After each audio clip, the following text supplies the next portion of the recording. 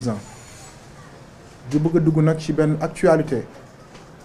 pour man sax dañ ko actualiser mais war woon ne actualité mooy ki nga xamante ni tey mooy le maire de Dakar ñu ko woowee Barthélémy Diaz muy ku ñu bett muy ku ñu rusloo mooy ki nga xamante ni tey mérité wul li ñu ko jox parce que ndax am na conscience que ni moom mooy maire Dakar ndax faluñu ko woon pour mu am arrogance mais faluñu ko woon pour mu jaay indiscipline bu notoire mais faluñu ko woon aussi pour muy def ni damay wax lu ma neex di wax ni moom boy town la li ma bëgg mooy yàq dara boy town yi parce que ñu xam nañu boy town ay borom idée lañ ay borom xam-xam lañ ay borom xel lañ ay jàngkat lañ mais ñu mën a sañse lañ mën a sol lañ te ñu intègre lañ te civilisé lañ mooy un boy town du ko xam ne c'est un vagabond day wax lu ko neex di saaga ay nit kooku def xamal bokkuloo si ñun ndax ñun ci xam-xam la ñuy demee en fait. Deuxièmement ñu am lu ñu metti parce que réew mi il faut que ñu xam ne injure publique délit la infraction la te nul n'est au-dessus de la loi mais dafa am ñoo xamante ni bi ñu faloo ba léegi dañ ne ñoom dañu fexe créer benn stabilité ci dëkk biir Sénégal ba le président Diomaye Faye ak le premier ministre Ousmane Sonko duñu gouverner normalement dañoo xamul li tax xamuñu mooy ñun ñooy garanti le projet ndax xanaa ñun patriotes yi et les sympathisants et les militants xanaa war ñu am ñàkk fayda gu toll ni xeex lii ak Macky Sall mu tegal ñu ay chars de combat am ministre de l'Intérieur bon ni Antoine Diome am lu fi yées ay Moussa Fall ñu lañ nekk fi ñu xeex ak ñoom dugg ci kaso ñi ñàkk seen bakkan ñi am ci ay blessures ba ñu jox leen réew mi ba pare ñoo toog nag croiser les bras bàyyi ay petit anaphénomène femelle di def lu leen neex ci biir dëkk bi naan dañuy déranger wala dañuy jima saaga loolu moom du fi jàll. te ñu wax leen ni leen lu ndaw le président Ousmane Sonko kenn amul fayam te maa ngi jël témoin sénégalais yëpp li tax ma leen jël témoin mooy que ni yéen ñëpp gis ngeen bi ñu convoqué Barthélémy Diaz tribunal Sonko dafa def lu ma frappé jour boobu dafa ñëw ba ci moom mu gaar oto mu Ousmane Sonko bi mu gaar otoom mu wàcc oto bi ni ko Barthélémy mu ngi ko naan mu ngi ko toogal ci ginnaaw man ma dem toog ci kanam Ousmane dem toog ci kanam bi mu toogee ci kanam la moo ko fa dal bal la ñu dóor ci vitre bi heureusement moo tax ñàkkul bakkanam te tey bu ñàkkoon bakkanam ñun ñëpp ñu ñàkk te moom Barthélémy Diaz jaru ko woon tey kon ñun li ñuy wax xam nañu ko kon ngor googu mu ko lebal mu xëy fay ko njaam gu mën nii moo tax Sénégal yi rek booy taw la ñëpp xam ne Barthélémy Diaz c'est un traître mooy jaatul dara ci Sénégal as néew bi coalition amoon ñoo amoon ci yaakaar këpp na yelwaan bi parce que xanaa nit un jeune du dem di jël sama carte man la ma koy voté comme dafa indiscipliné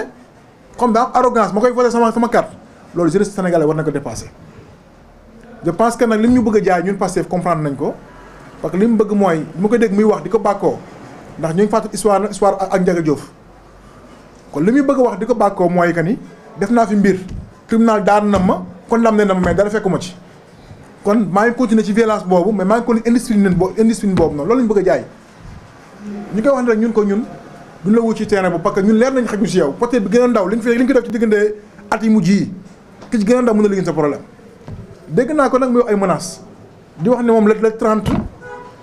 dina dem tribunal Tambacounda monsieur Barthélémy Diaz man ma xamee Bilal Diatta nee naa la 29 man damay fanaani ji. ñooy ànd ma ak yow. te gis nga li ngay jaay man dama tribunal de parce que ñu ay républicain lañ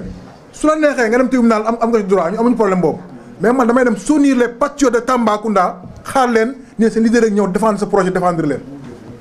bu fekkee na nga fa ñëw wala yar ni la bàyyi mais boo leen war a esprit ñu duma la parce que ñun mënoo ñëw jaay dara lu ñu saf mënuñoo jaay dara lu ñu saf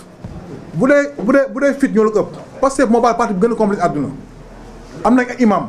am nañ ay doomu daara am nañ ay doomu jàngu bi église bi am nañ ay cadre am nañ ay militants am na ay xeexat am na lépp parti bu complet la Ousmane Sonko nag bi nga bëgg nag daf ko sa morom àdduna du neex ba mu nekk sa morom ndax yow maire nga man maire laa te li ma wax nii dinaa dëgg sa bopp man la 29 man dinaa fanaan Tambacounda man Bilal Diatta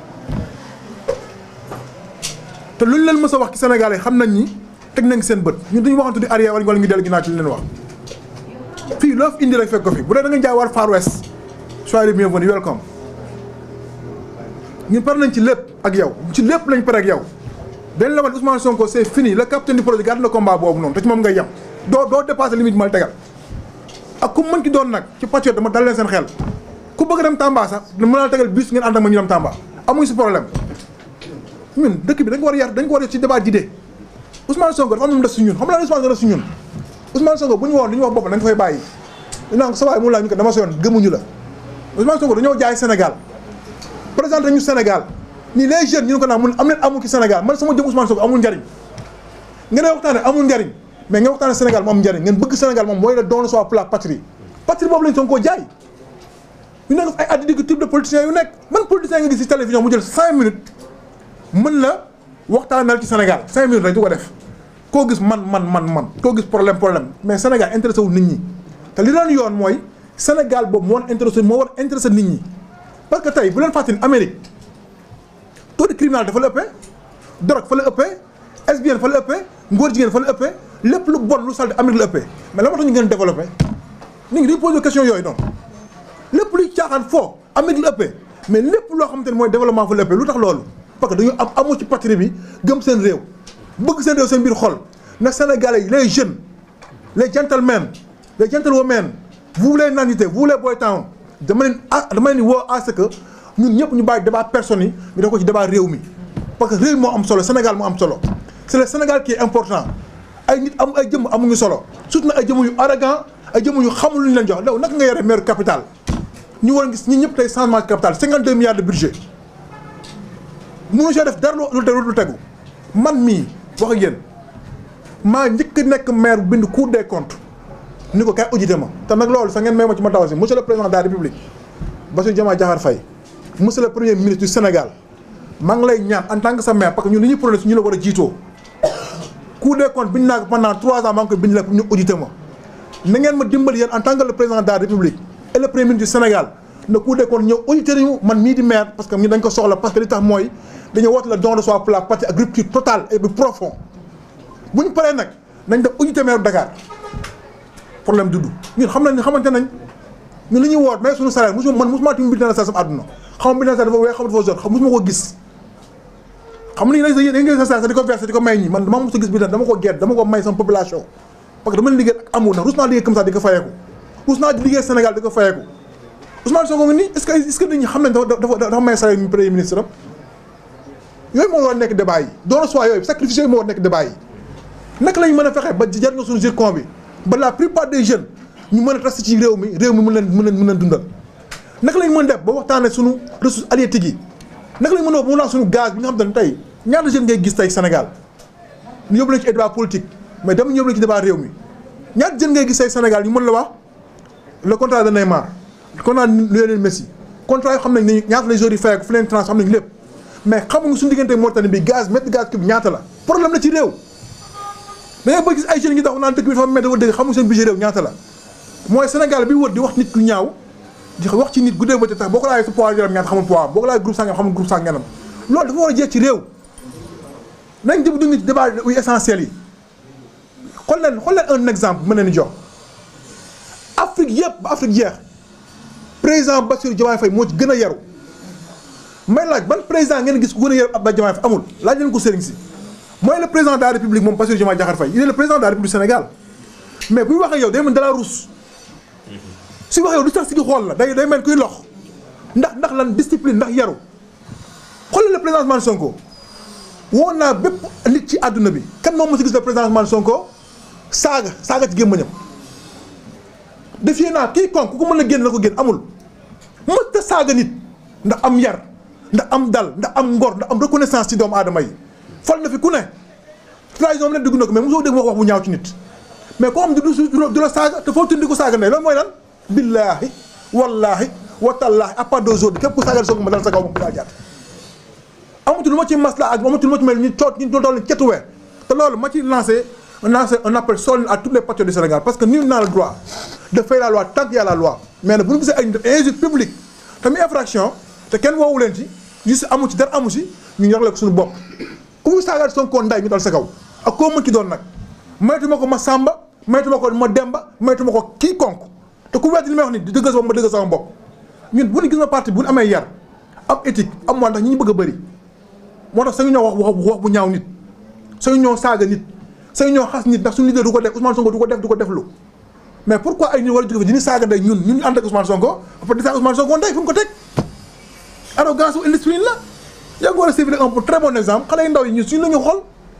ñu ñëw si exemple ba ñu mu saaga ëllëg xale dañu war màgg saaga sëriñ si ñu la ñu xool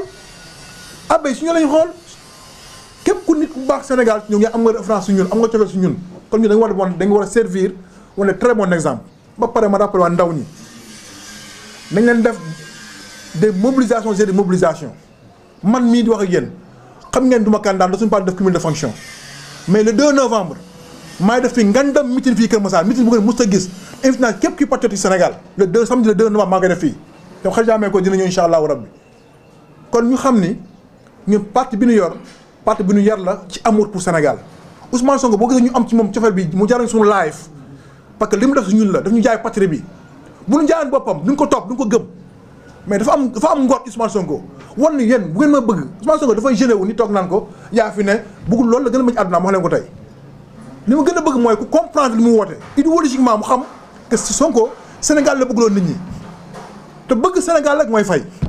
na nit ñi dellu ci Sénégal di waxtaan ak Sénégal la moo tax bu ngeen gis suñu meeting ñun duñ ñoon drapeau Pastef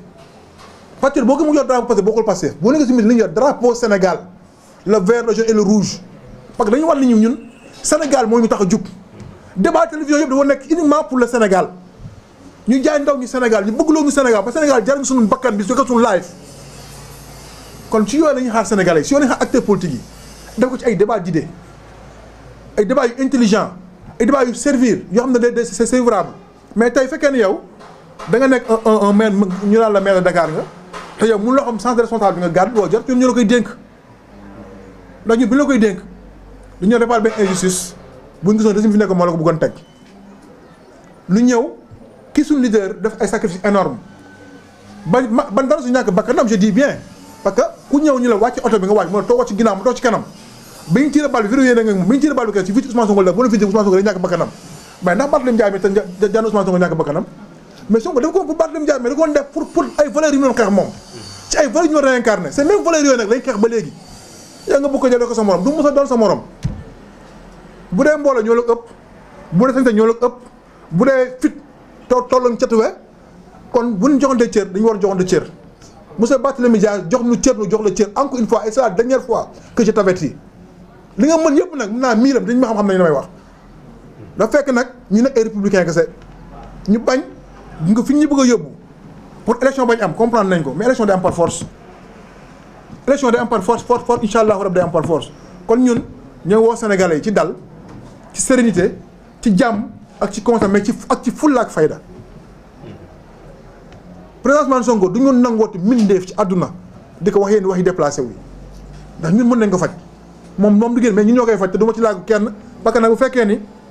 dañu am justice fii Sénégal nul n'est au-dessus de la loi wax nul n'est au-dessus de la loi ku fi def infraction nañ la convoqué injustice publique lan la défraction mais pourquoi mun ko def par génn taxaw di waxal leneen kon ci laa bëggoon wax Sénégalais yi may nuyu di sant di wax asalaamaaleykum wa rahmatulah fekk amul question muñ mun tontu.